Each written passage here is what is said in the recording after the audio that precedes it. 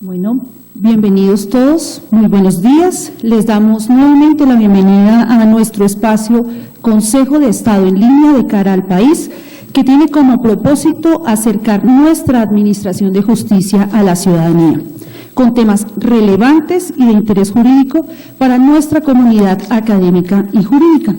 Saludamos en este momento a los tribunales que se encuentran conectados, que están recibiendo la transmisión de este espacio y demás a los demás despachos judiciales del país. Igualmente agradecemos a todas las universidades, estudiantes y profesionales que en este momento nos acompañan vía stream por medio de nuestra página web o a quienes nos siguen vía Twitter. Especialmente queremos saludar hoy a la Facultad de Derecho de la Universidad de los Libertadores, que nos acompañan aquí en el escenario junto con el decano de la facultad, el doctor John Jairo Morales Alzate. Asimismo, a los estudiantes de la Universidad Santo Tomás y de la Universidad Externado. Bienvenidos. Los invitamos a que nos hagan llegar sus preguntas sobre el tema a través de Twitter o al correo electrónico conferencias@consejoestado.ramajudicial.gov.co. Hoy, en nuestra videoconferencia se desarrollará el tema la problemática de los daños ambientales y ecológicos para la jurisprudencia contencioso-administrativa en Colombia, a cargo del magistrado auxiliar de la sección tercera del Consejo de Estado, doctor Andrés Mauricio Briceño Chávez. Este espacio se retoma en el mismo horario y calendario, segundo y último jueves de cada mes, gracias a la iniciativa de nuestro presidente, el doctor Danilo Rojas Betancourt, que nos acompaña ahora y quien hará la introducción y presentación de nuestro conferencista. Lo escuchamos, doctor Danilo. Muchas gracias, buenos días a todas y a todos. Un saludo muy especial al señor decano de la Facultad de Derecho de la Universidad de los Libertadores, el doctor John Jairo Morales. Gracias por acompañarnos en este evento. Un agradecimiento especialísimo a los estudiantes de las universidades Los Libertadores, Santo Tomás y Externado de Colombia que nos acompañan hoy en el auditorio. Por supuesto, un saludo muy especial a todos los magistrados, jueces de nuestra jurisdicción que a través de este canal Ustream nos vienen acompañando y las demás universidades en todo el país. Esta es una iniciativa que originalmente surgió en la presidencia de la doctora María Claudia Rojas en el año 2013, que se llama Consejo de Estado en línea de cara al país, y tiene como propósito central acercar el Consejo de Estado a quienes son, yo creo, los principales destinatarios de las decisiones del Consejo de Estado, de las reflexiones del Consejo de Estado, que son la institucionalidad pública en Colombia en general. Y por supuesto, nuestros, diría yo, constituents más cercanos son los estudiantes universitarios, los abogados en general. Este programa inicialmente venía pensado para que fueran los consejeros de Estado los que expusieran en este auditorio, en esta línea web, sus reflexiones, su pensar en relación con distintos temas que tienen que ver con derecho constitucional, con teoría del derecho, con derecho administrativo en general. Y a partir de este año hemos abierto un poco más el espacio para que participen en el mismo no solamente consejeros de Estado, sino consejeros de la corporación, pero también magistrados auxiliares de nuestra corporación. Como saben ustedes, el equipo de magistrados auxiliares del Consejo de Estado es un equipo altamente calificado y por eso nos pareció pertinente vincularlos a estas actividades académicas. Muchos de ellos son reconocidos profesores universitarios antes de venir a ejercer esta función judicial. Y ese es el caso del profesor Andrés Briceño Chávez, a quien le agradezco mucho que inicie esta nueva ronda de conversaciones en el presente año. El doctor Briceño lo conocen muy bien, especialmente sus estudiantes de la Universidad Externado. Es magíster en Derecho Administrativo y doctor en Derecho Administrativo de la Universidad Carlos III de Madrid. Actualmente adelanta estudios de postdoctorado en la misma universidad. y antes de ejercer aquí la magistratura auxiliar en el despacho del doctor Jaime Orlando Santofimio, pues se había desarrollado mucho como consultario y asesor y especialmente profesor e investigador, con una gran cantidad de producido académico que yo creo que garantiza la calidad de esta conferencia. Simplemente quería saludarlos, agradecerles su presencia y particularmente a nuestro conferencista invitado, el profesor Andrés Diseño. Muchas gracias, profesor, y es todo suyo el auditorio. Muchas gracias. En primer lugar, doctor Danilo, muchísimas gracias. En realidad, pues para mí es un honor la invitación. Desde la iniciativa que tuvo la presidencia del Consejo de Estado, hay que valorarla porque la idea central que se quiere transmitir es qué podemos trabajar, qué podemos aportar sin ninguna otra pretensión que el debate, ¿no? Quisiera de entrada, porque nunca me gusta guardarme las cosas, excusarme por los 10 minutos en el retraso. En parte es que en ese momento estoy en clase, allá arriba están los alumnos de la Universidad Externado llegando, en la clase en la que estoy realizando en este momento, que luego seguimos. Agradecerle a la Universidad de los Libertadores, a todas las universidades que estén vinculadas, a los tribunales, juzgados, aquí mismo en el Consejo de Estado, quienes hagan el seguimiento. Pero resalto eso, la importancia de que todos podamos aportar a la construcción de los diferentes temas que en la jurisdicción contenciosa administrativa se puedan analizar. Específicamente el de la problemática de los daños ambientales, y por supuesto que no voy a dejar por fuera el agradecimiento a todos aquellos que desde el punto de vista de la producción y emisión de esto lo realizan. Voy a entrar en materia. La problemática de los daños ambientales y ecológicos en la jurisprudencia contenciosa administrativa. Si ustedes se han dado cuenta, en los últimos 3 a 5 años, la jurisprudencia, tanto de la sección tercera como de la sección primera, para centrarme en dos, ha venido siendo muy importante en materia ambiental. Quizás hace unos 10 años o más que vengo yo diciendo estas cosas, me sentía un poco limitado desde el punto de vista de pensar que el tema ambiental iba a ser importante. Avisoraba que en 10 o 20 años más podría ser. Y hoy en día es una realidad. Y es una realidad que nos ha cogido posiblemente todavía muy débiles en el conocimiento. Y ya que aquí está el señor decano y con todo el respeto y eso, es necesario en pregrado tener una materia de derecho ambiental. Claro que sí, en todas las facultades. Fíjese que yo dicto, y aquí están mis alumnos, no solo abogados, allá arriba hay ingenieros ambientales en la formación que tiene el externado, pero sin perjuicio de cuál sea la universidad, es importante que ustedes tengan esa base, porque el derecho ambiental le permite a usted hacer la transición entre dos mundos, el derecho administrativo y el derecho privado, el derecho público y el derecho privado. Y en el tema de los daños ambientales, como les digo, en los últimos 5 años ha sido muy importante. Fíjense, las sentencias de los casos glifosato, 2013 y 2014, de la subsección B, de la sección tercera, en donde ya se plantea a debate qué puede ser constitutivo más allá de si podemos o no utilizar el glifosato, es si existe la posibilidad de invocar más que una tutela ambiental por la vía constitucional, una tutela ambiental por la vía administrativa.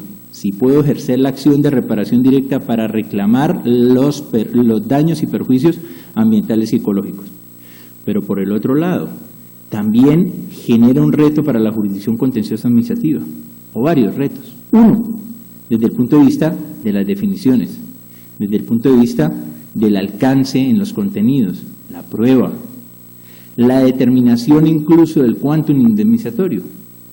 Y todos son retos que, claro, muchos de los que están escuchándonos, magistrados de tribunales, de juzgados, no solo tienen una experticia, y ustedes la están creando, los que son más nuevos, que son estudiantes, y los que están en especialización, pero algunos puede que necesiten consolidarla y puede que se exija que aquello que venimos de la teoría tradicional empiece a ser adecuado y empiece a ser encuadrado para un tipo de situaciones como es la responsabilidad de daños ambientales y ecológicos, que es complejo. ¿Se acuerdan ustedes de la sentencia emblemática del 2012? Doña Juana, sentencia de 1 de noviembre del 2012, de la Sala Plena de la Sección Tercera. ¿Cuántas personas eran? ¿Y cuál fue el costo de esa sentencia? Es más, hay una situación, un incidente, no me voy a referir a él, sino lo digo para temas académicos. Estamos hablando de una sentencia que en valor presente son 100 millones de dólares, que para la situación actual es difícil desde el punto de vista presupuestario. Pero como ese no es el centro de atención, la problemática era, ¿tengo que cuestionar o no al juez administrativo de la época por los errores que haya cometido a la hora de analizar el caso? Mi respuesta es no, pese a que se le pueden hacer críticas, ¿no? Mi respuesta es no, porque seguramente todavía sobre esa materia nos hace falta formar y nos hace falta crear una base. El elemento inicial para que ustedes se den cuenta de la responsabilidad por daños ambientales es una base normativa. Digamos que lo vamos a hacer así teórico, pero muy básico. Para los que quieran tener referencia, en el sistema legal colombiano tenemos una base normativa para hablar de responsabilidad, tanto en el ámbito privado como en el ámbito administrativo. La Ley 23 del 73, el artículo 16. Ustedes buscan en esa norma que está vigente, que es constitucional, y allá se establece que habrá responsabilidad tanto de los ciudadanos como del Estado por los daños que afecten al ambiente y a los recursos naturales. Pero no tenemos un régimen específico, una responsabilidad extracontractual fija desde el punto de vista de daños ambientales. Y nos toca traer esa norma y encuadrarla con el artículo 90. Y saber que la transición entre la articulación, o mejor, la articulación entre esa norma y el artículo 90 exige que cuando vaya a comprender de qué estoy hablando, sepa si puedo entender qué es un daño ambiental y qué es un daño ecológico. Y sepa cuáles serían las premisas conflictivas para llegar a comprender qué es un daño ambiental y un daño ecológico. Ustedes ven aquí las premisas conflictivas que tenemos para el análisis de este tema. 3 básicas: el peligro, la amenaza y el daño. Los que han estudiado hasta la fecha y los que conozcan de responsabilidad saben que siempre el elemento incuestionable en el instituto es el daño.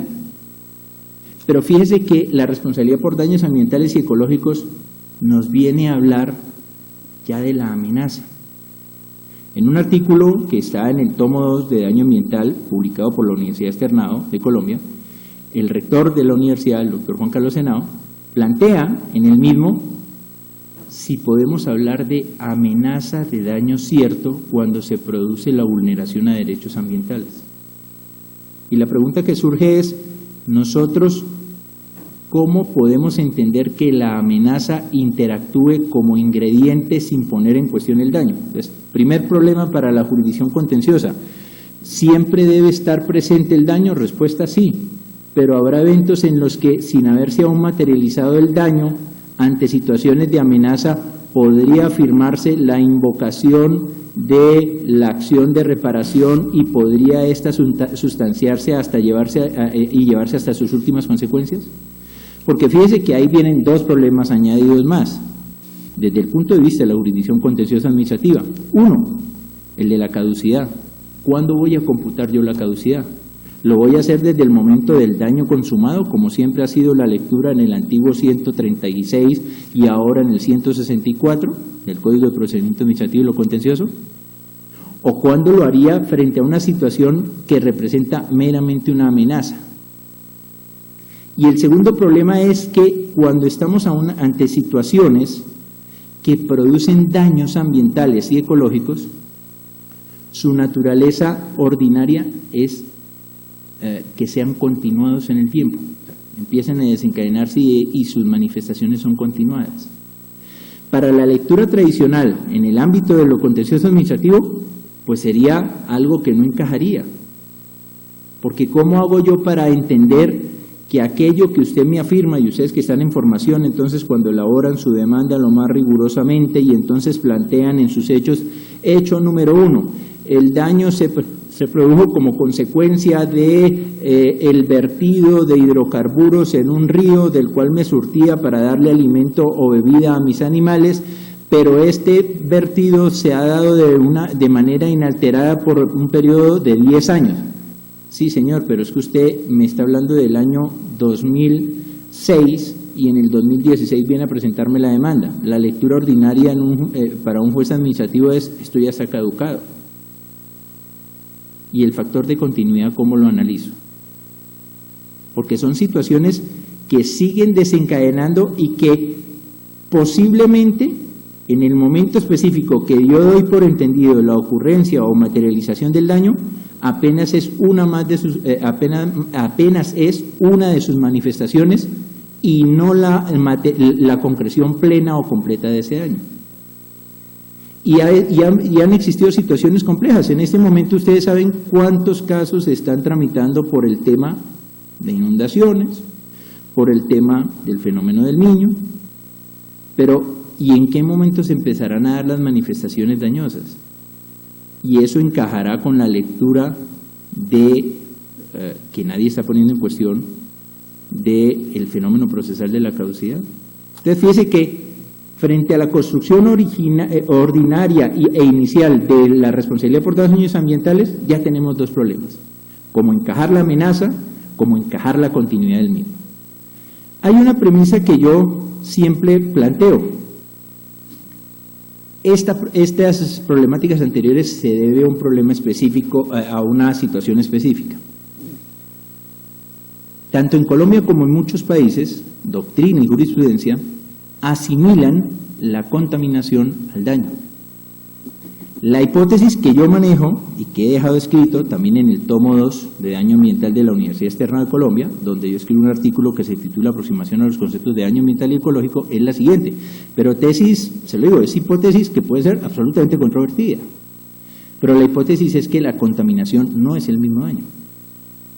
Además, si usted lo mira desde el derecho administrativo, se correspondería con la siguiente premisa: a toda actividad que usted realice le es inherente e intrínseco un fenómeno de contaminación. Usted, por una actividad que realice, puede producir un fenómeno de contaminación, pero no necesariamente el que produzca contaminación va a desencadenar un daño. Y eso tiene una razón básica: el sistema jurídico administrativo en materia ambiental establece precisamente que deben autorizarse ciertas actividades pese a que produzcan impactos, y se fijan límites permisibles. Luego, si la premisa fuera diferente: a toda actividad que produce contaminación, ergo, genera daño, el sistema jurídico administrativo ¿hacia dónde se orientaría? A prohibir. Habría una prohibición completa. Entonces se prohibirían todos los daños, se prohibirían todas las actividades que, produciendo una contaminación, hicieran desencadenar un daño.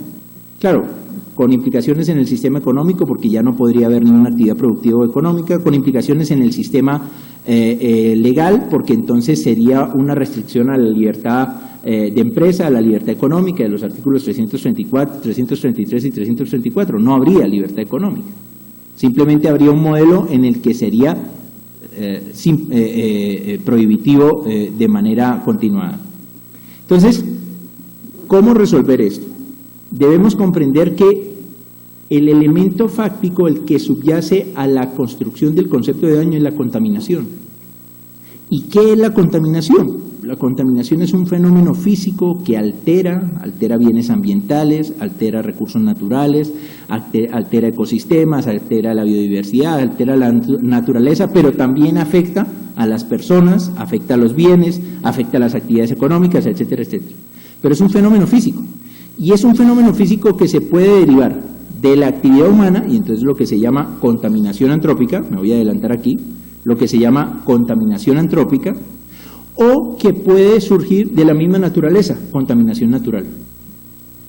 Fíjese que lo difícil para el juez contencioso administrativo, queridos estudiantes que están acá, de hacer la lectura, porque yo no puedo poner al juez contra la pared y pedirle unos imposibles. En muchas ocasiones, y me incluyo,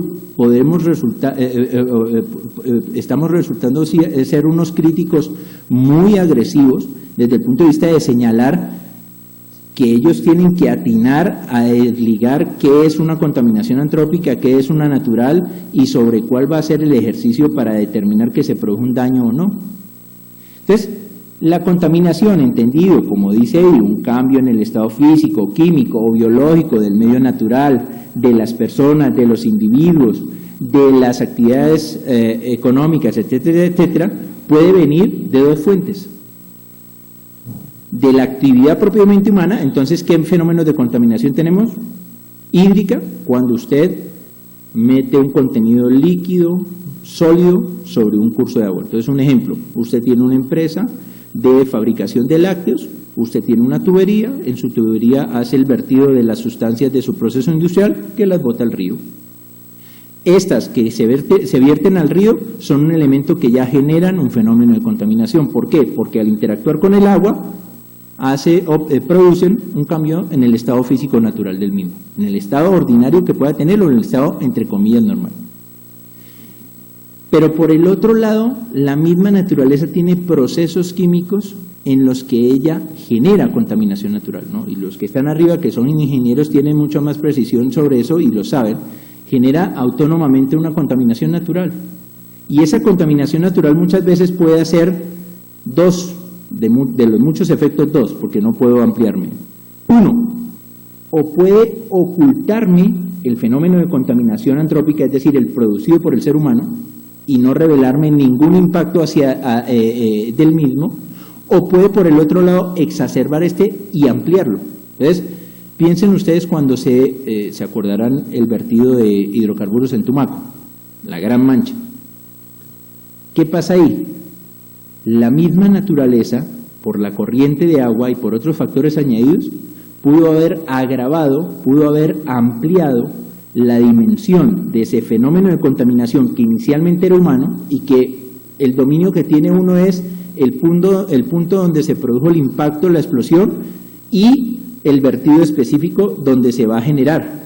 Pero el desdoblamiento en otras áreas y la producción del mismo de otros efectos en otros bienes ambientales, en otros recursos, en animales, en suelo, posiblemente no. Y ahí la gran pregunta es, ¿qué prueba me permite establecer eso? ¿O con qué prueba yo puedo llegar a esa conclusión? ¿O cómo puedo llegar a concebir que verdaderamente se produjo un daño? Porque el primer elemento a discutir aquí es, si no es asimilable contaminación y daño, ¿cuándo puedo afirmar que estoy en presencia de un daño? Y estando en presencia del daño, ¿cómo puedo hacer el análisis de la caducidad? Y a lo otro agréguele que la contaminación comprende lo que se denomina cuantitativamente estimable, ¿no? Es decir, lo que yo puedo establecer como factor contaminante respecto del bien que se afecta, pero no respecto de lo que se puede generar en las esferas de derechos personales y patrimoniales de las personas. Y a eso póngale un problema añadido. Ustedes tienen una actividad, ya les dije una actividad, por ejemplo, la fábrica de lácteos, que produce un vertido. Pero esa misma fábrica puede producir hasta 3 fenómenos de contaminación más. Acústica. Su maquinaria genera unos niveles de ruido que pueden ser perturbadores. Entonces, esa contaminación acústica súmela a la contaminación hídrica. Pero también puede generar contaminación atmosférica. ¿Cuántos de ustedes no han ido bueno, los que no están aquí en Bogotá, pero no han ido a Alpina? Ven la fábrica de Alpina y ven que salen humos. ¿Cuántos fenómenos de contaminación produce Alpina ahí? Múltiples. Y frente a todos ellos, si bien están autorizados, lo que yo debo lograr establecer es cuándo, derivado de ese fenómeno de contaminación, en realidad se produce un daño específico. Y esto se debe también a un tercer factor que le agrego aquí. La contaminación tiene un carácter acumulativo, tiene un fenómeno de acumulación. Es posible que la contaminación de carácter instantáneo no desprenda o produzca ningún efecto, pero que acumulativamente ésta sí sea representativa y lleve a consumar un daño. ¿Cómo analizo el carácter acumulativo de la contaminación? Entonces, es otro elemento sustancial que debo considerar. Y retorno yo allí.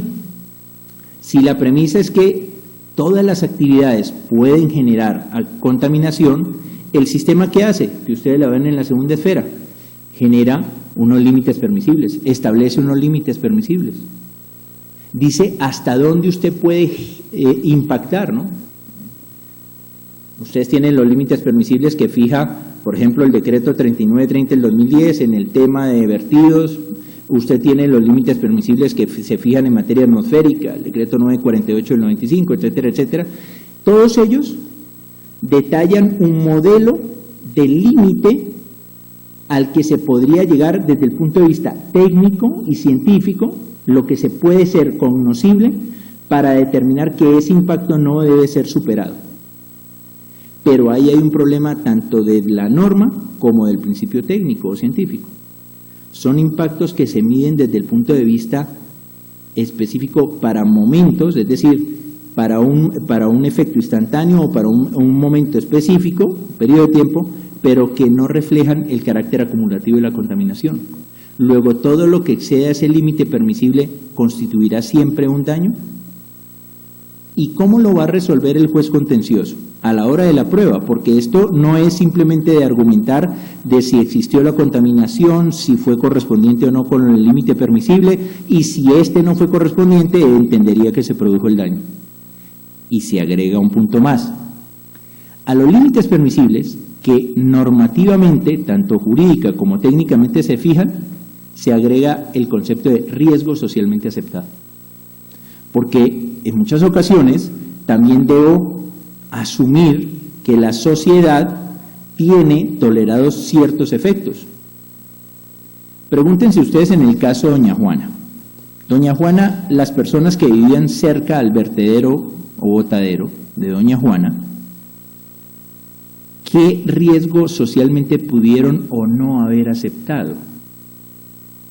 Es decir, porque nadie en su sano juicio se va a ir a vivir cerca de un vertedero, por supuesto, ni nadie se va a ir a vivir cerca de un sitio de música estridente, pero la vida en sociedad va imponiendo una serie de cargas y va generando una serie de molestias frente a las que el ciudadano opta por una de dos: o no las tolera y exige al Estado su restricción, o se ajusta a ellas y las convierte como ordinarias. Un ejemplo básico y concreto: ¿quién vive cerca de la séptima, no? Aquí veo unas caras, pero no lo voy a decir, unas caras como de aburrimiento de eso, pero en 10 años, cuando estén ejerciendo la profesión, amigos, se van a dar cuenta de lo importante de esta materia. Y no porque lo diga yo, sino porque se van a dar cuenta de lo importante de esta materia. En la séptima, ¿cuántos vehículos transitan? Entonces, usted está viviendo en la séptima. Usted tiene una de dos alternativas. El flujo vehicular le va a causar una contaminación acústica intolerable. Y entonces usted va a decir, oiga, yo no soporto esto, necesito que o insonoricen o asuman alguna carga mínima frente a esa actividad. Tenemos un caso específico del año pasado, lo pueden ver ustedes. Es el caso de la segunda pista del Dorado, sentencia de 27 de marzo del 2014, de la subsección B, la sentencia 27687, que condenó al Estado por la actividad aeroportuaria. Pero resulta que la idea que nos lanzan en principio es, hay una serie de actividades imprescindibles que no podemos sacrificar y que éstas deben interactuar con la vida en sociedad de las personas. Pero ¿hasta qué punto? ¿Y cómo yo puedo entender que eso es aceptable o no? Entonces, el señor que está viviendo en la séptima, ¿hasta dónde puede aceptar que esa contaminación acústica pueda o no generarle una perturbación en su tranquilidad, en su derecho a la intimidad, en su inviolabilidad de domicilio, etcétera, etcétera? Pero por el otro lado, o en su actividad económica, porque el caso de la segunda pista del Dorado es un señor que tiene una actividad económica que entiende que por la actividad aeroportuaria, ¿no?, por las actividades aeroportuarias está siendo afectada. ¿Hasta qué punto se puede entender que es socialmente aceptado, que es socialmente permisible? Mire, les voy a poner un ejemplo sencillo que nos ocurre todos los días en Bogotá y en otras ciudades. ¿Hasta dónde es aceptable la contaminación visual por vallas? ¿Cuántas vallas ustedes encuentran en el camino de una ciudad? Muchas. De los aeropuertos, por ejemplo. Ustedes ven inundado. Y eso sobre todo en zonas que hay una suerte de paisaje, los que van hacia el norte de Bogotá, por ejemplo, ¿cuántas vallas no hay en esa zona que se entiende que hay un paisaje que hay que proteger o resguardar? Y con esto no estoy diciendo que deben prohibirse, sino hasta dónde yo acepto que esa deformación del paisaje sea o no tolerable. Y fíjese, ese ingrediente el juez contencioso administrativo podría analizarlo, porque aquí no es crearle ninguna regla a nadie, sino simplemente lanzar una serie de ideas para que sean analizadas posteriormente por ustedes, por los tribunales, por los jueces, por los académicos, por el que quiera. Pero ese elemento del riesgo socialmente aceptado también exige que verifiquemos si nosotros como ciudadanos hemos empezado a tolerar una serie de situaciones. Aquí, para poner otro caso, ¿cuántas personas, en Bogotá, aquí ha habido un caso emblemático de una afectación por una actividad económica, la estación de Petrobras en la 106 con novena, una estación de servicio que por filtraciones empezó a generar una contaminación atmosférica y una contaminación por olores. Entonces, la evaporación del combustible generaba que las viviendas que estaban cercanas se estableciera una afectación. Pero pudo haber personas que no se sentían afectadas, que no entendían que había una afectación ni que había una alteración, como otras que dijeron, oiga, yo sí me siento afectado. En Doña Juana, las 22.000 personas sintieron la misma afectación, o alguien asumió como socialmente aceptado el que los olores, las plagas, las ratas, ¿no? La afectación de los suelos, ¿no? El que no pudiera usted cultivar algo, fuera aceptado o no. Fíjese, los dos casos de glifosato, 30 de enero del 2013, 20 de febrero del 2014. Y en los dos casos son ciudadanos que viven en zonas que vienen siendo objeto de aspersión. ¿Hace cuánto tiempo? ¿Hace cuánto tiempo tiene el proceso de aspersión? ¿Y por qué hasta ahora estos ciudadanos entienden que eso no es socialmente aceptado? ¿Se hizo esa reflexión? ¿Se comprendió por qué en este momento específico esos ciudadanos vinieron y demandaron al Estado y dijeron, mire, es que realmente esa aspersión que usted hace, más allá de que tenga el licenciamiento, más allá que esté acotado, resulta intolerable desde la perspectiva de mi actividad o de mi vida social ordinaria? Y agréguele un punto más ahí, el estado de la ciencia y de la técnica. Porque el estado de la ciencia y la técnica nos va a imponer, de alguna manera, saber frente a qué actividades existen los medios razonables para contener la contaminación, frente a qué actividades se puede conocer qué fenómenos de contaminación producen y cuáles de estos pueden llegar a desencadenar o una amenaza o un daño. Porque la ciencia no ofrece toda la certeza. Y fíjese que en eso estamos en un universo que desde el punto de vista contencioso administrativo es muy complejo. Puedo yo acudir a la literatura científica, puedo yo acudir a las fuentes técnicas para que ellas me depuren lo que es la base racional mía. Como juez yo no tengo la idoneidad frente a eso, pero aún no teniéndola, esas bases científicas les puedo yo dar la verosimilitud plena y yo les puedo dar la certeza absoluta de que son. Para que ustedes vean, esto ha llevado siempre a la discusión de hasta qué punto el Estado frente a las actividades que produzcan contaminación puede tomar o no decisiones. Y no voy a dejar de pronunciarme algo. Sentencia de hace 2 días que la sacaron. ¿Por qué el Estado terminó siendo responsable en el caso del papiloma humano? ¿Por qué en Estados Unidos ayer sacaron una decisión de un jurado, de un jurado en Texas, creo, contra Johnson & Johnson, advirtiendo que en el estado de la ciencia y la técnica, para cuando se liberó un producto como era el talco, este producía efectos nocivos y que llevó a la muerte de una mujer por un cáncer de ovarios? Aquí lo estamos hablando desde la perspectiva ambiental. ¿Cuántas de las actividades que hoy en día se están generando, además por las mejoras tecnológicas que se están aplicando, pueden o no ser nocivas?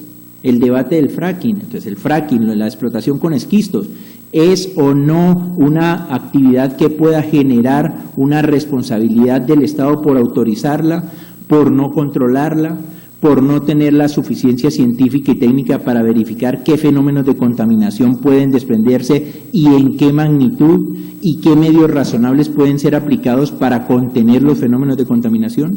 Y claro, al final del punto se llega a los daños ambientales y ecológicos. Viene la segunda cuestión, y en esto voy a ser más rápido porque sé que tengo poco tiempo, la distinción necesaria entre daños ambientales y ecológicos. La sentencia de glifosato del 20 de febrero del 2014 de la subsección B procura hacer esa distinción, y no es fácil, ¿no? Es decir, procura hacer esa distinción y se hace también en un auto. Me prometí que no iba a señalar nada del despacho al cual pertenezco, pero lo hago con carácter académico. Es un auto del 3 de diciembre del 2014, en donde se trata de hacer la distinción entre, ¿no? El auto es el 46107, entre daño ambiental y daño ecológico. Hay autores que hablan de daño ambiental puro, de daño ambiental impuro, de daño ambiental consecutivo directo, de daño ambiental consecutivo indirecto. Quizás el nomen juris no preocupa. El centro de atención es cómo logro distinguir cada uno de estos dos ámbitos para poder entender qué es lo que voy a buscar probar y qué es lo que voy a buscar acreditar ante el juez contencioso, o qué es lo que debe establecer el juez contencioso a la hora de su análisis. Los daños ambientales, y digamos que es un concepto básico, son los que uno podría denominar se producen en la esfera personal o patrimonial de las personas, ¿no? Entonces, uno podría decir que el daño ambiental es aquel que se reduce a ese evento, ¿no? a ese ámbito. Y en muchas ocasiones podría entenderse que el daño ambiental hace parte del mismo daño ordinario, ¿no? Una definición que en su momento fijé, y simplemente para citarla, ¿no? Alteraciones, efectos nocivos, molestias causadas en bienes materiales o en recursos, a la salud, a la integridad de las personas, condiciones mínimas de desarrollo, calidad de vida, limitación en el ejercicio de derechos o afectación de bienes muebles e inmuebles, como consecuencia de un fenómeno de contaminación. Esa podría ser una definición mínima o de mínimo de daño ambiental. Pero siendo esta la definición de daño ambiental, ya tiene dos problemas. Cuando el daño ambiental se concreta en la esfera personal, en el individuo propiamente dicho, y cuando se radica en el patrimonio entendido en bienes o en actividades de las que éste obtiene provecho. ¿Por qué? Porque el daño ambiental en eso va a tener una doble dimensión. Afectación desde el punto de vista de los individuos. Entonces piensen ustedes ahorita los casos que están presentándose por contaminación con asbesto, son los casos que más se están presentando. Entonces, personas que están dedicadas a actividades mineras expuestas a asbesto, o personas que trabajan en fábricas cuyas instalaciones están con asbesto, y su exposición puede derivar en una enfermedad que pueda constituirse en un daño, pueda concretarse en una lesión que sea constitutiva de un daño que pueda ser afirmado para la responsabilidad del Estado. ¿Y cómo yo puedo entender que se produce en esa esfera personal? ¿Cuándo puedo concretar esa afectación? ¿Cómo puedo determinarlo? Y claro, aquí se sale de los cánones ordinarios, de los casos en donde usted dice en una responsabilidad médica, una amputación, una lesión derivada a una mala intervención. No, aquí es como un fenómeno de contaminación, por ejemplo, me afecta en mis condiciones de vida, en el disfrute, por ejemplo, de mi derecho a la vivienda o a la intimidad. Casos están surgiendo ahorita frecuentemente. Contaminación electromagnética, antena de telefonía móvil celular instalada en la azotea de su casa, que genera radiación no ionizante. ¿Cómo logra usted establecer que esa radiación no ionizante le produjo una afectación en su vida, entonces en su salud? Para hablarlo en la esfera personal, de ella se desencadenó una enfermedad, piénsese usted desde el punto de vista de un cáncer linfático, se produjo una afectación celular o generó desequilibrios mentales. O por el otro lado, una contaminación electromagnética puede afectar el bien, entonces ya en una esfera patrimonial, puede degradar las condiciones del bien, puede socavar los cimientos, etcétera, etcétera. Y esto va a ser sustancial porque a la hora de verificar cómo ese fenómeno de contaminación se concreta en un daño ambiental, es difícil. El caso del glifosato, ¿cómo hizo para establecerse que la afectación se produjo en la cosecha del señor que vino invocando que éste se afectó, que éste resultó vulnerado? en qué condiciones se encontraba previamente, cómo el fenómeno de contaminación alteró y se logró materializar en un daño específicamente, sin asimilar, como les digo, daño y contaminación. Pero por el otro lado están los daños ecológicos, y los daños ecológicos tienen una naturaleza que los aleja del daño ordinario, porque son los daños que se producen en los bienes ambientales, en los recursos naturales, en los ecosistemas, en la biodiversidad y en la naturaleza. Tienen ya una primera distinción con los daños ambientales. Pregunta, ¿quién es el titular de los bienes ambientales? ¿Quién puede invocar la titularidad para exigir que sean reparados los daños ecológicos? ¿Quién puede ser el titular de esos daños ecológicos, de esos bienes ambientales? Porque claro, ese bien ambiental, si tiene un titular que puede invocar su tutela, que eso lo tengo fácil en el daño ambiental porque sé que hay un individuo que es el que padeció esa enfermedad, esa afectación en la salud, en su vida, que es titular de ese bien mueble o inmueble, pero frente a los bienes ambientales, ¿cómo hago yo para afirmar quién es el titular de esos bienes ambientales, ¿no? Entonces vendrá el debate, ¿son bienes de uso público, son bienes de uso común? ¿Quién puede afirmar la titularidad del mismo? Dicho esto, esos daños ecológicos, como los daños ambientales, y voy rápido aquí, tienen los problemas para su encuadramiento y sobre todo en la jurisdicción contenciosa, desde el punto de vista de certeza de su carácter personal y de su carácter directo. De certeza desde el punto de vista de la continuidad de la contaminación. Entonces, cuando se produce un fenómeno de contaminación, como les decía, la naturaleza puede incorporar esos elementos ajenos a su propio proceso biológico y simplemente ocultar sus efectos más nocivos hasta un tiempo después. Siempre cuento esto en las clases y les digo, porque además está documentado, en este momento están demandando en Suecia por enfermedades asociadas a radiación, a sustancias radioactivas. ¿Producto sabe de dónde? Muchos de ustedes no habían nacido, del accidente de Chernóbil en 1986, la central nuclear de Chernóbil.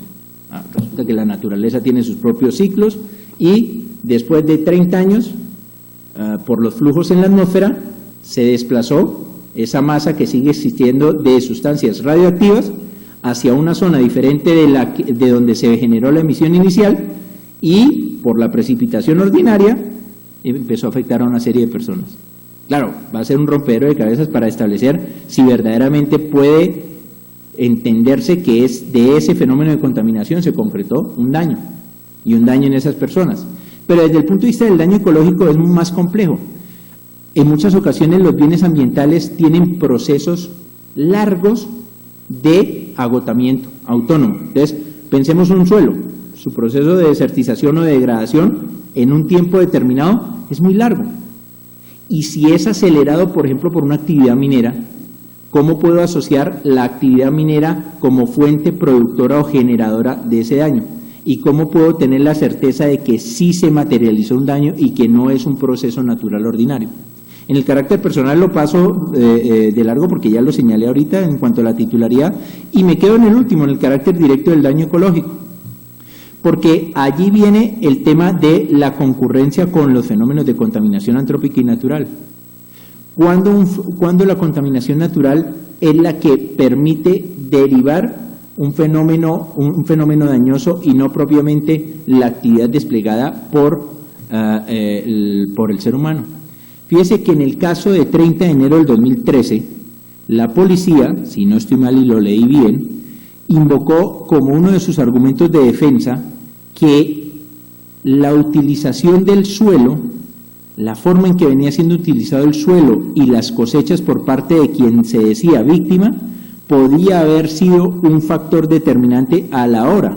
Y yo le agregaría ahí, ya no por la intervención del ser humano, ¿qué condiciones ambientales previas a la aspersión o durante la aspersión o en todo momento de la aspersión existían en la zona? ¿Qué procesos biológicos ya se venían desencadenando que generaban un agotamiento? Porque no podemos pensar que la naturaleza es estática, ¿no? Ella va generando procesos, ¿no? Allá, vuelvo y digo, los alumnos que tengo arriba de ustedes, ingenieros, lo saben, van generando ese proceso de manera sistémica y están activos en todo momento. La lectura que uno como juez haga errada de esa realidad lo va a llevar a una conclusión ficticia, porque entonces va a llegar a la conclusión de que la naturaleza nunca hace nada. No es cierto. Y ese es un reto para el juez contencioso administrativo. Eso puede ser hasta quimérico para lograr llegar a una conclusión formada desde el raciocinio del derecho. En los daños, en ese sentido, fíjense ustedes estos casos que yo les señalo y la complejidad que ha resultado desde el punto de vista de los daños ecológicos. El caso de la inundación de un predio rural por relleno irregular del humedal. Si bien no se discutió el daño ecológico, no se llegó a concretar la discusión sobre el daño ecológico, ¿cuál habría sido o cómo se habría materializado en el humedal? ¿O qué condiciones ya tenía alteradas el humedal? Los que se acuerden aquí o allá arriba, o los que nos están escuchando, el caso del humedal Córdoba hace unos años. ¿Cómo estaba el humedal Córdoba y cómo está hoy? ¿Y cómo estaba antes de haberse surtido la acción popular y qué alteraciones ya habían condicionado el que luego las intervenciones humanas aceleraran, consolidaran o agravaran la situación previa? Y no es fácil para el juez contencioso, porque ni siquiera con una prueba pericial, con un dictamen, con un informe técnico elaborado por los más prestigiosos ingenieros, es difícil de la lectura para usted, porque usted cómo va a lograr concretar o va a llegar a usted a la comprensión de qué estado previo tenía y cómo luego se fue desdoblando hasta llegar a desencadenar el daño específico que demanda. Miren ustedes aquí el caso de el río Bogotá. Creo que es a partir de la página 1200 y pico que entran a hablar del daño. Aunque no es una acción de grupo, es una acción popular, ¿no? La sentencia del 28 de marzo del 2014. Y allí llegan a una afirmación que me llamó la atención, porque para lograr comprender cuál era la situación previa y la situación posterior, hicieron o apelaron al criterio cronológico. Entonces, en 50 años, ¿qué había pasado? Pero resulta que en 50 años el bien ambiental le precedía en existencia. El bien ambiental desde los orígenes de nuestra vida. Pero como yo no puedo llegar hasta allá para saber cómo estaba el día 1 de la existencia, ¿cómo hago yo para establecer cuáles eran las condiciones mínimas que permitían que ese bien ambiental frente a la producción del daño ecológico no se viera alterado, deformado, fuera objeto de una extinción, de una degradación o de su destrucción? ¿Cómo lograba concebir eso? Hay una particularidad en uno de los casos para que ustedes lo vean, es el caso del 30 de enero del 2013. Si bien no se pidió el daño ecológico, se concedió el perjuicio ecológico por la vía de una medida de reparación no pecuniaria, porque se ordenó a la policía a hacer una reforestación en un área cercana a donde se realizó la aspersión, a un área o en el área donde se realizó la aspersión. Sin embargo, nos quedó debiendo la sentencia algo. ¿Cuál fue el daño ecológico que se produjo? Y si este tuvo ocurrencia, ¿no? Si este se ocasionó, ¿de qué manera este daño ecológico se vino a concretar simplemente en la afectación a un recurso forestal y este era el que debía recuperarse? Porque el otro problema es que en un daño ecológico, y con eso finalizo de los daños ecológicos, es que en el daño ecológico usted muchas veces, que fue el que me centré, en el daño ecológico usted va a encontrar siempre una problemática. Cuando usted afecta a un bien ambiental, afecta o a un conjunto de bienes, o a un sistema de bienes, o puede afectar a toda la naturaleza. Y esa es otra comprensión difícil para el juez. ¿Cómo el juez va a entender que afectándose un simple bien ambiental, afecta a todo un sistema? ¿No? Cuando ustedes hablan de los casos de La Mojana, cuando hablan de los casos de la Ciénaga Grande de Santa Marta, ¿es solo el recurso hídrico, solo el agua? ¿Cuántos bienes más están asociados y son interdependientes y crean un sistema? No solo por el concepto de ecosistema, sino cuántos bienes. Y sobre cuántos bienes debe usted hacer el juicio de valor para determinar que se produjo un daño. Dicho eso, ¿cómo hago para establecer la imputación?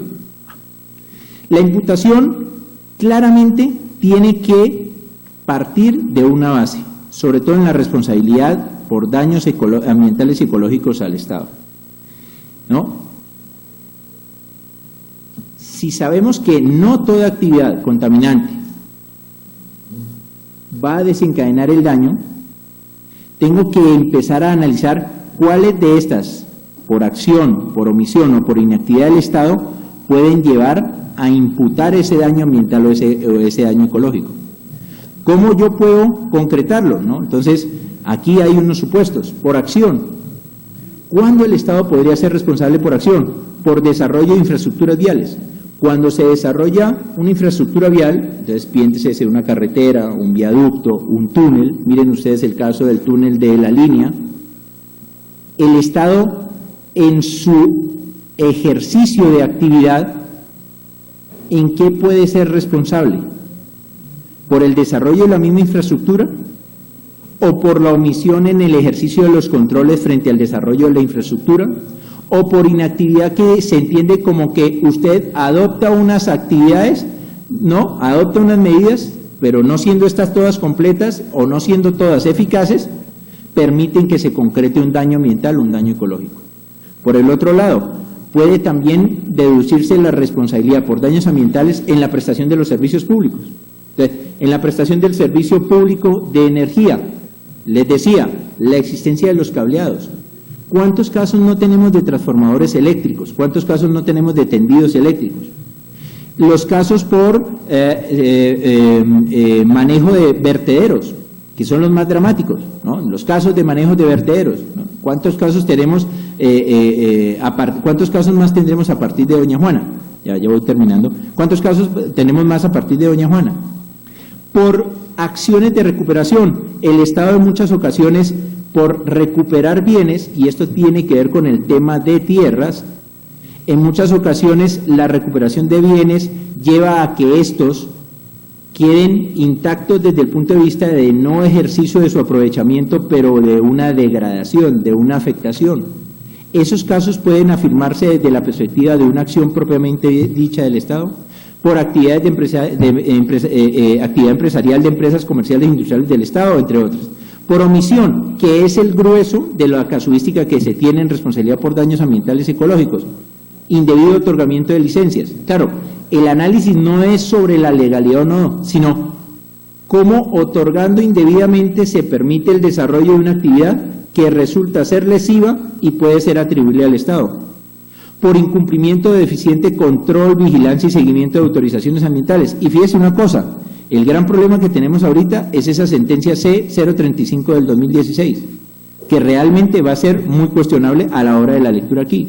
Por no adopción de la decisión de suspensión de una autorización ambiental. En muchas ocasiones los mismos ciudadanos invocan que se suspenda la actividad porque se está produciendo un fenómeno contaminante que va a hacer desencadenar un daño. La administración pública omite cualquier decisión o no se pronuncia sobre ella. Por no suspensión o permitir el desarrollo de actividades sin autorización alguna. Por falta indebida o deficiente seguimiento a instrumentos de planeación, cuando el Estado, por ejemplo, no hace un seguimiento a los planes de ordenamiento territorial, a los planes de gestión integral de residuos sólidos, por permitir una actividad sin sujeción a modificaciones de las autorizaciones ambientales, por ejemplo, y por inactividad, por autorizar actividades y no ordenar el control, vigilancia o hacer el seguimiento de medidas de contención, por ejemplo, por limitarse a suspender sin controlar y vigilar la continuidad de las mismas, por demora o retraso en la adopción de medidas de ejercicio o de controles de vigilancia. Fíjense ustedes todos los supuestos. Esos supuestos se van a enfrentar a dos problemas y los digo sintéticos. Uno, la lectura de las eximentes, específicamente la lectura de la fuerza mayor, que es la que se está imponiendo ahorita, porque la fuerza mayor tiene un ingrediente incuestionable que es la la imprevisibilidad. Pero, ¿qué es imprevisible en una sociedad tecnológica y qué puede ser advertido razonable, con medios razonables por parte del Estado? Ese es el debate que se está dando y que se dará, y sobre ello no me estoy condicionando en cualquier pronunciamiento con el caso de las inundaciones del 2010. ¿Era o no imprevisible? ¿Puede afirmarse la fuerza mayor como la regla general? O con el niño, cuando empiecen las demandas por el niño, entonces viene el otro extremo. ¿Eran o no imprevisibles las mismas? Y ahí va a intervenir sin lugar a dudas el estado de la ciencia y la técnica como una nueva eximente. ¿Cuándo yo puedo decir que con base en el estado de la ciencia y la técnica no era razonablemente asumir que se iba a desencadenar ese fenómeno de contaminación y se iba a producir ese daño? Y para finalizar, la reparación de los daños ecológicos, ambientales y ecológicos. Fíjense la complejidad que representaba todo lo anterior y mire lo que termina siendo. En los últimos 3 minutos que me quedan voy a sintetizar. Respecto a los daños ambientales, uno puede comprender supuestos para encuadrar cuándo puede concretarse un daño emergente, un lucro cesante o perjuicios inmateriales, por daños ambientales. Entonces, daño emergente podría consistir gastos médicos derivados de atenciones con ocasión de fenómenos de contaminación, los gastos médicos que una persona tiene que erogar o hospitalarios o de tratamiento por contaminaciones que llevan a enfermedades gastrointestinales, a enfermedades respiratorias, etcétera, etcétera. Gastos de descontaminación de predios. Fíjese que cuando se produce un vertido de hidrocarburos, en las demandas que uno ve, casi nunca invocan eso. ¿Y podría o no ser constitutivo de este mismo? Habría que analizarlo. ¿Y cómo podría llegar a la conclusión o a la concreción de su prueba? Depreciación de los bienes muebles o inmuebles. Claro, lo primero que usted encuentra cuando se produce un fenómeno de contaminación que desencadena un daño ambiental es que el bien se deprecia, pierde su valor, porque eso le reduce su funcionalidad y le degrada sus condiciones ordinarias y habituales. O los gastos de reparación de los mismos, entre otros más. En el lucro cesante, pérdidas de productividad, lo que se pudo haber analizado en la sentencia de 30 de enero del 2013. Disminución de la actividad por reducción de áreas cultivables, que se ha señalado ya en algunos casos. Limitaciones a nuevos desarrollos productivos por insuficiencia de condiciones ambientales. Pérdida de expectativa de negocios, entre otras. En perjuicios inmateriales, uno podría hablar de el perjuicio moral consistente en la aflicción o en el desasosiego o en la congoja frente a la pérdida de un bien mueble o inmueble con ocasión de un fenómeno de contaminación o con ocasión de la afectación del ejercicio de un derecho. Fíjese una cosa que le señalo para que lo analicen críticamente. Doña Juana condenó al Estado solo por perjuicios morales. Y los perjuicios morales que allí se condenaron estaban centrados en la afectación de un bien constitucional. Y no nos ha dicho la jurisprudencia ya unificada a partir del 2014 que una cosa son los perjuicios morales y otros los perjuicios a los bienes constitucionales o convencionales, porque son dos esferas. Entonces, ¿cómo voy a desligar una de otra? Cuando se constituye en una afectación a un perjuicio moral en estricto sentido y cuando un perjuicio a un bien constitucional o convencional, cuando se trata de reparar perjuicios ambientales. Porque cuando se trata de bienes constitucionales y convencionales, uno puede sustentarlo en ¿qué? Afectación al derecho a la intimidad, afectación al derecho a la vivienda o inviolabilidad del domicilio, al libre desarrollo de la personalidad, a la contemplación, etcétera, etcétera. Y vendrá también el supuesto del daño a la salud, por ejemplo en el perjuicio fisiológico, derivado de una perturbación psicofísica, por ejemplo, por alteraciones desde el punto de vista de la capacidad laboral que pueda tener por reducción, con ocasión, por ejemplo, de un fenómeno de contaminación atmosférica que le afectó. Entonces, el que ha inhalado de asbesto o amianto, qué limitaciones desde el punto de vista psicofísico y que genera una restricción laboral. O desde el punto de vista estético o de las condiciones de existencia. Y aquí va a venir un debate que todavía no se ha surtido. ¿Podríamos, dentro del rubro del daño a la salud, que es uno solo, comprender las llamadas alteraciones a las condiciones mínimas ambientales? Ya terminé con este. Y en el daño ecológico, ustedes podrán ver que la dificultad inicial está en cuál es el valor económico de los bienes ambientales. Todavía me pregunto en la sentencia de 30 de enero del 2013, ¿cuál era el valor que le dieron, valor económico, a la reforestación que se ordenó? Más allá de que sea una medida que en principio no tenía carácter económico. ¿Cómo puedo dotar de un valor económico un bien ambiental y por tanto asignarle un rubro indemnizatorio? ¿Tienen valor económico los bienes ambientales? ¿Un árbol tiene un valor económico? ¿Un curso hídrico, un recurso hídrico, una cuenca tiene un valor económico? Claro, los economistas ambientales han intentado diversas fórmulas para asignarle un valor económico, precios hedónicos, valores de contingencia, valores de uso, etcétera, etcétera, pero ¿tiene un valor económico? Yo sencillamente he delineado cómo podría encajarse. Entonces, un daño emergente por perjuicios ecológicos podría concretarse en gastos de descontaminación de esos bienes ambientales, que pueden ser cuantiosísimos. Depreciación de bienes ambientales. En gastos de descontaminación les voy a poner simplemente un ejemplo internacional. La descontaminación, en el caso Prestige en España, costó nada más al Estado 800 millones de euros. ¿Cuánto podría representar un gasto de descontaminación? Depreciación de bienes ambientales. Un bien ambiental puede depreciarse y ¿frente a qué funcionalidad? Gastos de recuperación, restauración o mantenimiento de bienes ambientales, que es donde podría yo encuadrar la decisión que se tomó el 30 de enero del 2013. Lucro cesante, pérdida de propiedades ambientales y condiciones aptas para la producción, porque son bienes que podrían generar unas condiciones aptas que, siendo correspondientes con su protección, permitieran una producción mínima de los mismos. Reducción de materia prima disponible de la que se pueda extraer, entre otras. Y como perjuicios inmateriales, fíjese, por afectación a bienes domesticados o domesticables, ya lo señala la Corte Constitucional, por afectación al paisaje, y que es central, por desarraigo, desapego y afectación a las relaciones entre comunidades y sus bienes. En la sentencia de 22 de octubre del 2012 de la Corte Interamericana de Derechos Humanos de la comunidad quichua de Sarayaku versus Ecuador, le quedó faltando eso a la Corte Interamericana, que nos dijera cómo las relaciones entre una comunidad, más allá del problema de la consulta previa, y su asociación a los bienes ambientales generó un perjuicio, porque son comunidades en las que ellos tienen un arraigo, un apego a los bienes ambientales diferentes a nosotros, los citadinos, ¿no? A lo que se llama el mestizo citadino. Ellos tienen un arraigo y un apego. ¿Se produjo un daño? Y si se produjo un daño ecológico, ¿en qué tipo de perjuicio se concretó? ¿Y cómo lo voy a verificar para liquidar desde la perspectiva de esa comunidad? En ese punto les señalo, la oportunidad perdida en el caso de doña Juana fue sustancial, y no por criticar la sentencia.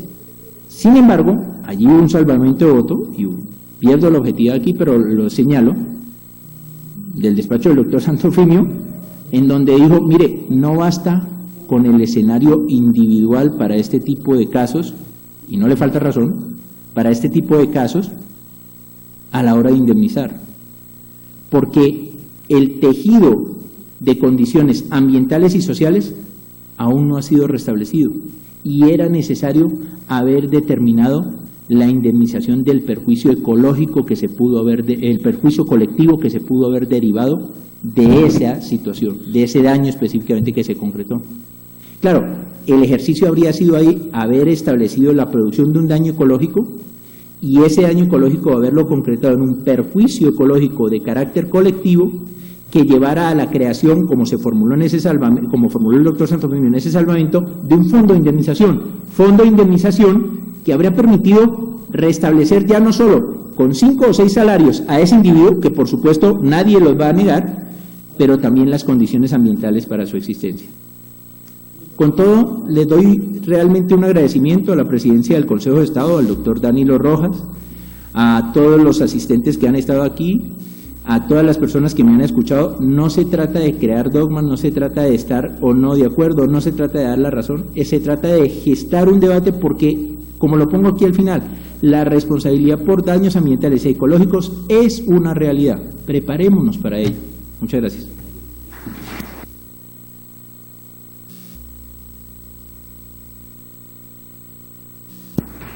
Doctor Andrés Briceño, muchas gracias por su excelente exposición y disertación sobre un tema que es debate en las grandes academias del país, es de especial interés para toda la sociedad en general, en un espacio mediático en el que los asuntos medioambientales pues deben ser puntos focales, tanto en la academia como en las ramas del poder. Doctor, tenemos muchas preguntas, entonces vamos a tratar de ser muy breves en las respuestas. Nos ha llegado dos... ¿Me permites una cosa para los estudiantes del externado? Claro. Como habíamos convenido, tienen su sesión de break, nos vemos en la universidad. Muchas gracias, ¿oyeron? Muy gentiles por haber asistido, que sepan que esto es gracias a la presidencia. Ok, doctor, entonces vamos a empezar, les recomiendo silencio, por favor. Vamos a empezar con una pregunta que nos llega vía Twitter.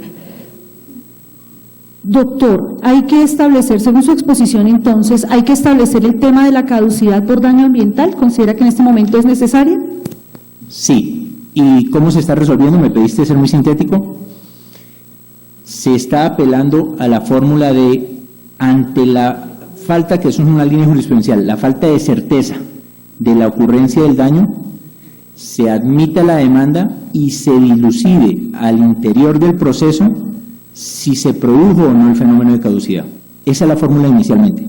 Habrá que seguir estudiando. Otra pregunta que nos llega vía Twitter, doctor. ¿Qué pasa cuando ese daño ambiental produce un lucro cesante causado y futuro? Ese lucro cesante causado o futuro tiene una dificultad, o dos. Una, cuando usted va a verificar para el momento de presentación de la demanda y de acreditación en el proceso, es muy posible que el fenómeno de contaminación que subyace al daño y al perjuicio sigue estando presente. Luego, la afectación, pensemos en un predio que deja de generar los réditos para una actividad económica, podría estar alterada a la hora de su valoración. Entonces, ¿qué entenderé yo respecto del consolidado y hasta qué momento, si sigue desencadenándose el fenómeno de contaminación futuro? Porque las reglas que tenemos es muy tangenciales desde el punto de vista de la vida productiva del individuo, pero aquí no tenemos una vida productiva, tenemos una situación en donde un fenómeno como la contaminación subyace y que de manera irregular y continuada hacia adelante sigue produciéndose. ¿Cómo lo voy a verificar? Quizás ni siquiera la prueba pericial nos va a dar esa respuesta. Doctor, una pregunta que nos hace uno de los profesores que nos acompaña en este momento de la Universidad de los Libertadores. ¿Cómo viene operando el principio de convencionalidad en la responsabilidad ambiental en las sentencias del Honorable Consejo de Estado? Realmente en las que han salido, hasta el momento, se ha traído un elemento de convencionalidad, ¿no? Es decir, claro, entendiendo la convencionalidad desde el punto de vista de que las reglas imperativas en materia ambiental deben ser exigibles. Tiene dos dificultades. Una, muchos de los principios ambientales son soft law, es decir, derecho blando, desde la perspectiva del derecho internacional público. ¿Cuáles de ellos han logrado convertirse o constituirse en una regla imperativa? Y pueden adoptar la condición de una regla de jus cogens, porque fíjate que en materia ambiental, por ejemplo, en temas de guerra, y ya salió una sentencia del despacho del doctor Santofimio hace un año, en el caso de la explosión del oleoducto trasandino, en donde se dijo que los bienes ambientales, por la vía de los convenios de Ginebra y por las normas internacionales de VIH, son objeto de protección imperativa y no pueden ser utilizados o empleados como arma de guerra. Entonces, por esa vía se ha llegado a hacer un desdoblamiento. Por la otra, sigue haciéndose el proceso, porque no es solamente citar que la declaración de Río, que la declaración de Estocolmo, sino saber que esa regla es imperativa y que puede ajustarse al caso para exigírsela al Estado como un compromiso propio del Pacta Sunt Servanda. Otra pregunta que nos hace el profesor Canamil. Desde su perspectiva nacional, la del Consejo de Estado, ¿se ve como problema el que la acción de tutela esté desplazando las acciones propias para el medio ambiente y daño ecológico? Profesor Candamil, me toca hablar como Andrés Briceño, no como Consejo de Estado. Entonces, como Andrés Briceño, le respondo, porque aquí es un escenario académico y voy a seguir la directriz de nuestro rector, el doctor Henao, en una respuesta a un periodista, que ustedes lo habrán escuchado. Nosotros nunca tenemos títulos nobiliarios, solo somos profesores. Entonces, como profesor le respondo. Desde esa perspectiva, sí, es muy interesante su pregunta porque, me la repite un momento, es... O sea, el desplazamiento, el uso sí, de la ya, tutela para ya. la protección. Es que no es que sea, es decir, lo que tenemos que buscar es que haya una integración entre las acciones. Sí es cierto una cosa que usted señala muy claramente. Desde el año 92, desde la sentencia T02 del 92 hasta la fecha, le puedo citar la T760 de 2014, la tutela se convirtió en la herramienta de protección de un bien que no era derecho fundamental, pero que por aplicación de la tesis de conexidad, por la consideración de su fundamentalidad en un momento dado, e incluso por la consideración de uno de sus bienes como fundamental, el derecho humano al agua, entonces se llegó a exacerbar mucho esa protección. ¿Eso qué implica? que aún ni el ciudadano, ni nosotros mismos desde el derecho hemos podido asignarle un lugar como bien jurídico a ser reclamado por la vía de una acción. Fíjese que algunos temen y dicen, pero ese es un bien jurídico que puedo yo hacer exigible por la acción de reparación directa o por la acción de grupo, porque es una acción eminentemente individual. Y lo que denota la protección del ambiente en muchos casos, el daño ambiental y el daño ecológico, es que es de carácter colectivo. Yo no señalé eso, pero un fenómeno de contaminación produce un daño ambiental en un colectivo, en un grupo de personas. A mí me quedó la pregunta de doña Juana y con esto trato de hacerle una mínima respuesta. ¿De qué manera se concretó para cada uno de los 22.000 individuos el daño ambiental? O sea, ¿qué respuesta podría dar yo ahí? Y por eso muchas veces se tiene el temor y se piensa que no es una acción idónea, que a lo mejor, más allá de las vicisitudes procesales en las que pueda entrar, no es la acción más favorable, además porque también tiene una circunstancia. La acción de tutela es más expedita a la hora de la tutela que se vaya, a la hora de la protección que se vaya a ofrecer, aun siendo residual. Entonces usted va a tener una respuesta más expedita. Pero la acción de reparación va encaminada posiblemente a un efecto que no lo señalé aquí, que es desde el Estado, que es el efecto preventivo de la responsabilidad.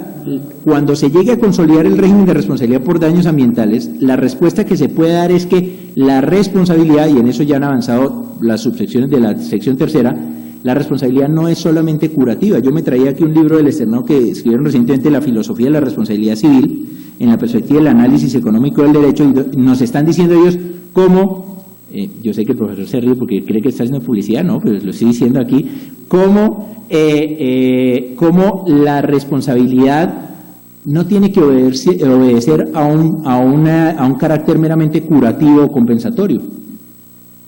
Si lo que buscamos, como lo hace la tutela por la vía de la acción de reparación, es que el Estado se ajuste a sus compromisos convencionales y constitucionales, quizás sí pueda ser una herramienta idónea, no necesariamente ahora, pero hacia el futuro. Doctora, hay una pregunta muy interesante. Usted hablaba ahorita de los límites permisibles. Entonces, la pregunta del señor Ernesto Urbano es esta. Si hay actividades que están dentro de esos límites permisibles, pero que igualmente generan un daño ambiental, ¿se podría hablar que entonces ese elemento de antijuridicidad no es necesario en materia de daños ambientales? Es una buena pregunta, porque el problema de la antijuridicidad que se busca para el daño ahí normalmente es, desde el punto de vista normativo, y permítame que sea como administrativista, entonces dice, desde el punto de vista de contradicción con la ley. La mera contradicción con la ley es que usted infringe el límite permisible. El problema al que nos enfrentamos es que el límite permisible es una especie de foto fija que se toma en un momento dado, la norma es estática, sobre un fenómeno que se entiende que es permisible para ese momento en unas condiciones. Entonces, les pongo simplemente un ejemplo en materia de vertidos que les decía, decreto 3930, entonces dice que por metro cúbico se puede verter tanto. Pero luego cuando usted va a la práctica, al hecho material, es posible que ese factor acumulativo del que yo señalaba sea más potente que en sí mismo la infracción al límite permisible, porque incluso usted, cumpliendo el límite permisible, puede producir un daño ambiental.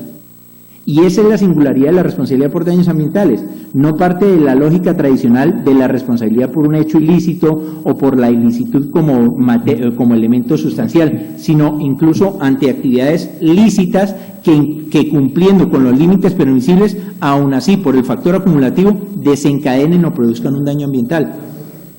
Todavía en eso nos falta. Yo aquí quisiera, en esa pregunta, señalarle a quien lo hizo, leerse la sentencia de 30 de abril del 76 de la Corte Suprema de Justicia, siempre la cito yo en clase, de la Sala de Casación Civil, que es una de las primeras, en donde había fijado límites permisibles, en donde es un caso de contaminación atmosférica y de responsabilidad. Doctor, dos últimas preguntas por tema de tiempo. Doctor, la inversión de la carga de la prueba sería entonces una solución para determinar la responsabilidad del Estado en materia probatoria, ya que usted hablaba de ciertas falencias en materia probatoria? Sintéticamente, la respuesta podría ser como un sí o no, y me van a condenar los profesores de dejar el fondo, pero voy a decir sí o no. Sí, ¿por qué? Porque evidentemente la víctima en muchas ocasiones no cuenta con ese material probatorio, no conoce bien el fenómeno contaminante y no tiene las herramientas idóneas para poder hacer la prueba o la contraprueba del mismo. Sin embargo, ahí viene una perversidad. ¿Y qué garantiza que el demandado no me ofrezca a mí, que yo soy juez, toda una prueba en la que no haya una mínima evidencia de que haya un nexo entre esa actividad y ese hecho dañoso producido? Entonces, claro, ¿cómo voy a estimar, cómo voy a ponderar, cómo voy a aplicar un principio de proporcionalidad en el análisis para saber cómo leo esa prueba desde la perspectiva de ni satanizar a un extremo ni a otro, ni descargar a un extremo e imponer a otro? Es una herramienta. Lo que pasa es que yo tengo que ver esta dentro de la materialidad de los hechos.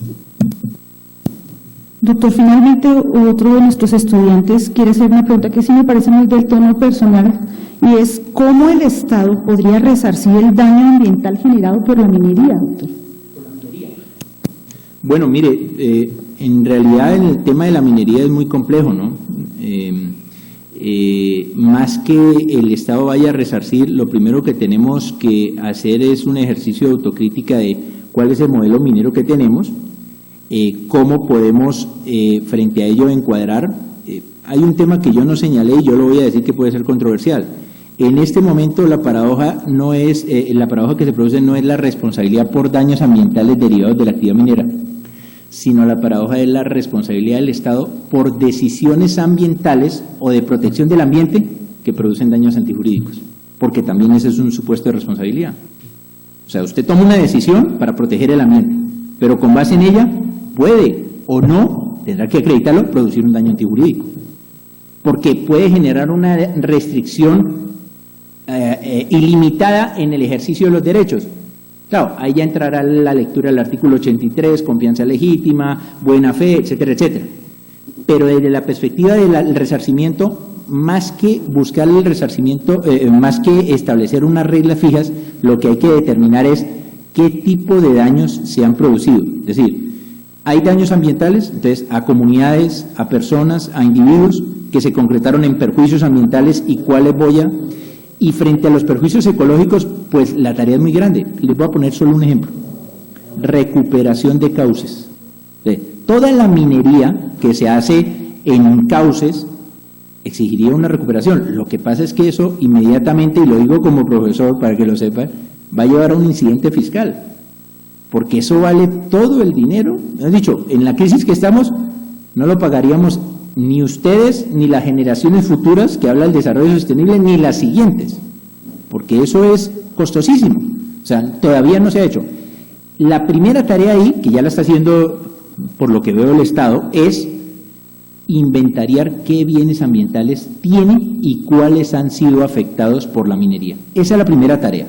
A partir de ahí, eso puede servir de insumo tanto para los procesos como para los ejercicios de restauración que se vayan a hacer. Doctor, muchísimas gracias por su excelente exposición, su disertación, y a ustedes también por su tiempo, a los presentes, Universidad de los Libertadores, bienvenidos, muchas gracias por acompañarnos, Universidad Santo Tomás y Universidad Externado de Colombia. A todas las personas que se conectaron vía web o por la página de la rama judicial o por la página del Consejo de Estado, a quienes nos acompañaron vía Twitter, muchas gracias por seguir nuestra transmisión.